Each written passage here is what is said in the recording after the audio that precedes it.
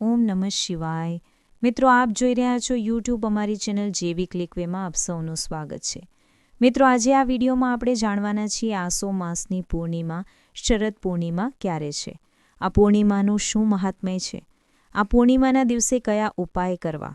જો આપને આ વિડીયો પસંદ આવે તો લાઇક કરજો, શેર કરજો. આપ આ ચેનલ પહેલી વખત જોઈ રહ્યા છો તો સબસ્ક્રાઇબ કરી લેજો, જેથી આવનારા વિડીયોની માહિતી આપ સુધી તુરંત પહોંચી શકે. ધન્યવાદ. ઓમ શ્રી મહાલક્ષ્મી ચ વિદ્મહે વિષ્ણુપત્ની ચ ધીમહિ તન્નો લક્ષ્મી પ્રચોદયાત. બોલો લક્ષ્મી નારાયણ દેવની જય. મિત્રો, આપણા હિન્દુ ધર્મમાં પૂર્ણિમાનું ખાસ મહાત્મય છે. ખાસ કરીને આસો માસની આ પૂર્ણિમા, જેને કુજાગરી પૂર્ણિમા, રાસ પૂર્ણિમા કે લક્ષ્મી પૂર્ણિમા કહેવાય છે, આ પૂર્ણિમા વિશેષ છે. આખા વર્ષમાં આવતી દરેક પૂર્ણિમા, મહિનામાં એક પૂર્ણિમા આવે છે, તેમાં આ પૂર્ણિમા વિશેષ છે. આ પૂર્ણિમાના દિવસે ભગવાન શ્રી કૃષ્ણએ ગોપીઓ સાથે રાસલીલા રમેલી, અને એટલા માટે આ પૂર્ણિમાને રાસ પૂર્ણિમા કહેવાય છે. આ પૂર્ણિમાને કોજાગરી પૂર્ણિમા કહેવાય છે, કારણ કે માતા મહાલક્ષ્મી પૃથ્વીલોક ઉપર આવે છે અને જુએ છે કે કોણ જાગે છે. જેના ઘરમાં રોશની પ્રગટાવેલી હોય, દીવો પ્રગટાવેલો હોય, અખંડ દીવો હોય છે જે આખી રાત પ્રગટે, ત્યાં માતા મહાલક્ષ્મી કૃપા કરે છે એવું કહેવાય છે. અને આ પૂર્ણિમા ખાસ એટલા માટે પણ કહેવાય છે કારણ કે સમુદ્ર મંથન દરમિયાન આજે લક્ષ્મીજી સમુદ્ર મંથનમાંથી 14 રત્નોમાંના એક રત્ન તરીકે નીકળેલા અને ભગવાન વિષ્ણુને વરેલા. એટલા માટે પણ આ પૂર્ણિમાનું વિશેષ મહત્વ છે. ભગવાન વિષ્ણુ અને લક્ષ્મીજીનું પૂજન કરવાનું વિધાન છે. આજે ભક્તો સત્યનારાયણ દેવની કથા પણ કરે છે, સાંભળે છે. આજે પવિત્ર નદીઓમાં સ્નાન, દાન તથા જપનું ઘણું મહત્વ છે. ખાસ કરીને શરદ પૂર્ણિમાની રાત્રિ ચંદ્ર દર્શન કરવાનું અને ચંદ્રદેવને અર્ધ્ય આપવાનું મહત્વ છે. આજે ચંદ્રદેવ 16 કળાએ ખીલેલા હોય, અમૃત વરસાવે છે. માટે આજે ભક્તો ખીરનો ભોગ પણ લગાવે છે ચંદ્રદેવની રાત્રિના સમયે. ત્યારબાદ બીજા દિવસે સવારે તે પ્રસાદી લે છે, જે કે સ્વાસ્થ્ય સારું રહે, શારીરિક માનસિક કષ્ટ દૂર થાય, સુખ સમૃદ્ધિના આશીર્વાદ પ્રાપ્ત થાય. કારણ કે ચંદ્રદેવ અને લક્ષ્મીજીનું સીધો સંબંધ છે. બંને જ સમુદ્રમાંથી ઉત્પન્ન થયેલા હોય, ભાઈ બહેન કહેવાય છે. શરદ પૂર્ણિમાના દિવસે ખાસ મંત્ર જાપ પણ થાય છે, જેમાં લક્ષ્મી મંત્રનો જાપ કરી શકાય છે, જે પણ આપણને ઇષ્ટ હોય. સૌપ્રથમ આપણે જાણી લઈએ શરદ પૂર્ણિમા તિથિ ક્યારે આરંભ થાય છે અને ચંદ્રોદયનો સમય શું છે. આસો માસના શુક્લ પક્ષની પૂર્ણિમા તિથિ પ્રારંભ થાય છે તારીખ 6 ઓક્ટોબર 2025ના બપોરે 12:23. જે આ તિથિ પૂર્ણ થાય છે 7 ઓક્ટોબર 2025 સવારેના ભગ 9:16 આસપાસ. પૂર્ણિમા હંમેશા ચંદ્ર દર્શનથી જ કહેવાય છે, એટલે કે ચંદ્રોદય અને પૂર્ણિમાની તિથિ સાથે હોવા જોઈએ. એ પ્રમાણે જોઈએ તો તારીખ 6 ઓક્ટોબર 2025 પૂર્ણિમાનું વ્રત રખાશે અને આજે જ ચંદ્ર દર્શન થાય, ચંદ્રદેવના પ્રકાશમાં ખીરનો ભોગ લગાવાશે. આજે ચંદ્રોદય છે સાંજે લગભગ 6 વાગ્યાની આસપાસ. ગામ શહેર પ્રમાણે અલગ અલગ ચંદ્રોદય હોય તે નોંધી લેવો. જો કે પૂર્ણિમા 2 દિવસ પડે છે સૂર્યોદય તિથિ પ્રમાણે. જોઈએ તો પૂર્ણિમા 7 ઓક્ટોબર 2025ના દિવસે, એટલા માટે આજે સ્નાન, દાન, જપનો મહિમા પણ રહેશે.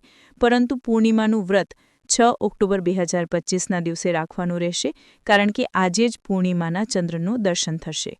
આસુ માસની પૂર્ણિમા, જેને શરદ પૂર્ણિમા કહેવાય છે, તે ધામેધૂમેથી ઉજવાય છે. આખા દેશમાં ભગવાન શ્રી વિષ્ણુ અને માતા મહાલક્ષ્મીની પૂજા અર્ચનાની સાથે ચંદ્રદેવની પૂજા થાય છે. આજે ઘણા ભક્તો કુળદેવીના દર્શન કરવા જાય છે, પૂર્ણિમા ભરે છે. પોતાના ઇષ્ટ દર્શન કરીને પ્રસાદ રૂપે જે કંઈ ભોગ સમર્પિત થાય છે તેમાં ખાસ કરીને ખીરનો ભોગ હોય છે. શાસ્ત્ર અનુસાર પૂર્ણિમાના દિવસે ખાસ ઉપાય પણ થાય છે. આજે લક્ષ્મીજીની કૃપા પ્રાપ્ત કરવા માટે શરદ પૂર્ણિમાની રાત્રે 11 પીળી કોળી લઈને તેને લાલ વસ્ત્ર કે પીળા વસ્ત્રમાં બાંધવામાં આવે, તેનું પૂજન કરવામાં આવે અને ધનસ્થાન ઉપર રાખવામાં આવે તો માતા મહાલક્ષ્મીની સદૈવ કૃપા બની રહે છે. આ ઉપરાંત આ પૂર્ણિમાના દિવસે દાનનું ઘણું મહત્વ છે. માટે જરૂરિયાતમંદને અન્નદાન, વસ્ત્રદાન, ધનદાન, જે કંઈ આપણે યોગ્ય લાગે પહોંચી શકીએ તેમ હોય તેમ કરવાથી જીવનમાં સકારાત્મક ઉર્જા પ્રાપ્ત થાય છે. કારણ કે શરદ પૂર્ણિમા અને બંને જ ચંદ્રદેવ અને લક્ષ્મીજીનો સીધો સંબંધ છે. બંને જ સમુદ્રમાંથી સર્વે દેવી દેવતાના આશીર્વાદ પ્રાપ્ત થાય છે. કારણ કે આજે જ્યારે માતા મહાલક્ષ્મી સમુદ્રમાંથી પ્રગટ થયા ત્યારે સર્વે દેવી દેવતાની હાજરીમાં જ તેઓ ભગવાન વિષ્ણુ સાથે વર્યા. એટલા માટે આજે લક્ષ્મીનારાયણ દેવનું પૂજન ખાસ થાય છે. જો કે પૂર્ણિમાના દેવતા છે ભગવાન મહાદેવ, ચંદ્રમૂલેશ્વર, માટે આજે શિવાલયમાં જઈને મહાદેવની પૂજા અર્ચના પણ કરી શકાય છે. ભગવાન મહાદેવને કાચું દૂધ છે, ગંગાજળ, બિલ્વપત્ર, સિઝનના ફળ ફલાદી ભોગ સમર્પિત થાય છે. ધૂપ દીપ નૈવેદ્ય આદિથી પ્રભુનું પૂજન થાય. આજે શરદ પૂર્ણિમાના દિવસે ચંદ્રદેવ અમૃત વર્ષા કરે છે, એટલા માટે આજે ચંદ્રદેવમાં ઔષધીય ગુણ રહેલા હોય માટે ચંદ્રના દર્શન કરીએ ત્યારે ચંદ્રની રોશનીમાં થોડીકવાર બેસીએ. આજે ઘણા ભક્તો સ્વયંમાં દોરો પણ પૂરવે છે ચંદ્રના પ્રકાશમાં. કહેવાય છે કે આમ કરવાથી આંખો સારી રહે છે. જો કે સ્વાસ્થ્ય લાભ માટેની આ પૂર્ણિમા છે. શરદ પૂર્ણિમાના દિવસે વહેલા ઉઠીને સ્નાનાદિથી પરવારીને શુદ્ધ વસ્ત્ર ધારણ કરવા. માતા મહાલક્ષ્મી અને ભગવાન નારાયણનું અલગ પૂજન પણ થાય છે અને આપણા ઘરના મંદિરમાં જો બિરાજિત મૂર્તિ ફોટો હોય તેનું પણ પૂજન થાય છે. આપણા ઇષ્ટદેવની સાથે ભગવાન નારાયણ અને દેવી લક્ષ્મીજીનું અલગ પૂજન પણ કરે છે ઘણા ભક્તો. એક બાજુ ઢાળીને તેની ઉપર લાલ કે પીળું વસ્ત્ર પાથરવું, મંડપ તૈયાર કરવો, કેળના પત્રથી ભગવાન નારાયણની મૂર્તિ ફોટોને સ્થાપિત કરવા, અન્નની ઢગલી ઉપર ગણેશજીનું પણ સ્થાપન થાય છે, કુંભ સ્થાપન થાય છે. માતા મહાલક્ષ્મી સહિત નારાયણનું પૂજન કરીને ધૂપદીપ નૈવેદ્ય આદિથી પૂજન કરીને સવાયા માત્રામાં શિરોવાનું ભોગ ધરાવાય છે. તુલસી પત્ર પ્રભુને સમર્પિત થાય છે અને ત્યારબાદ કથા સંભળાય છે. આજે માતા મહાલક્ષ્મીની સાથે લક્ષ્મી સ્વરૂપા તુલસીજીનું પણ પૂજન થાય છે. તુલસીજીને લાલ ચુંદડી ચઢાવીને નૈવેદ્ય ધરીને દીપ પ્રગટાવાય છે. પીપળાનું પૂજન થાય છે, વડલાનું પૂજન થાય છે, જે વિષ્ણુ ભગવાનનું સાક્ષાત સ્વરૂપ મનાય છે. આ પવિત્ર દિવસે ભગવાન વિષ્ણુજીના 1000 નામ જપ કરવા ઉત્તમ મનાય છે. વિષ્ણુ સહસ્ત્રનામ છે.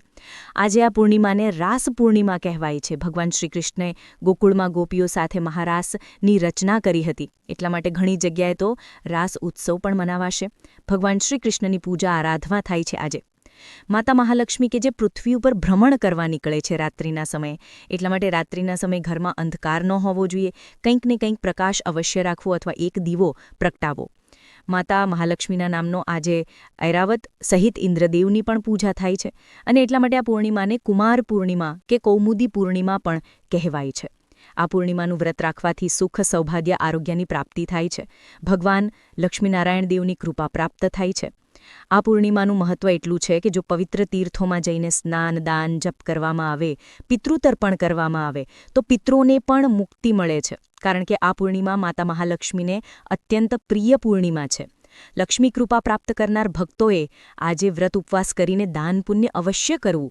માતા મહાલક્ષ્મીની કૃપા પ્રાપ્ત કરવા માટે લક્ષ્મી સહસ્ત્રનામ પાઠ, લક્ષ્મીજીના મંત્ર જાપ કરી શકાય છે.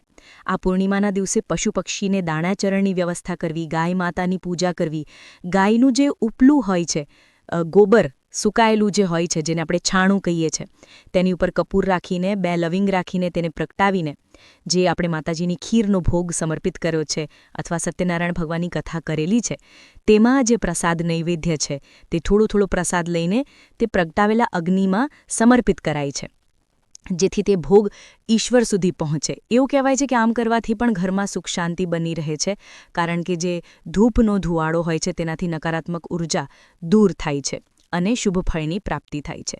આજે માતા મહાલક્ષ્મીનો ઉત્સવ હોય માટે ઘરમાં સુવ્યવસ્થા રાખવી, ચોખ્ખાઈ રાખવી, ઘરના મેઇન દરવાજા પાસે તોરણ બાંધવું અને ઘરને સજાવવું. કારણ કે આજથી જ એવું કહેવાય છે કે દિવાળીનો પ્રારંભ થાય છે. હવે દિવાળી 15 દિવસ પછી રહેશે. માતા મહાલક્ષ્મીની ફરી પૂજા ઉપાસના થશે આસો માસની અમાવસ્યાના દિવસે. આમ શરદ પૂર્ણિમા કે આસો માસની પૂર્ણિમાનું મહાત્મય ઘણો છે. મિત્રો, મને આશા છે કે આપને આ વિડીયો જરૂર પસંદ આવ્યો હશે. આજે માતા મહાલક્ષ્મીનો આ મંત્ર જપી શકાય છે. યા દેવી સર્વભૂતેષુ લક્ષ્મી રૂપેણ સંસ્થિતા નમસ્તસ્यै નમસ્તસ્यै નમસ્તસ્यै નમો નમઃ. બોલો માતા મહાલક્ષ્મીની જય, માં વિષ્ણુ પ્રિયાની જય. મિત્રો, મને સાંભળવા માટે ધન્યવાદ. આપ સૌને મારા જય શ્રી કૃષ્ણ, જય માતાજી. મિત્રો, આવજો, મળીએ હવે નવા મહિમા સાથે.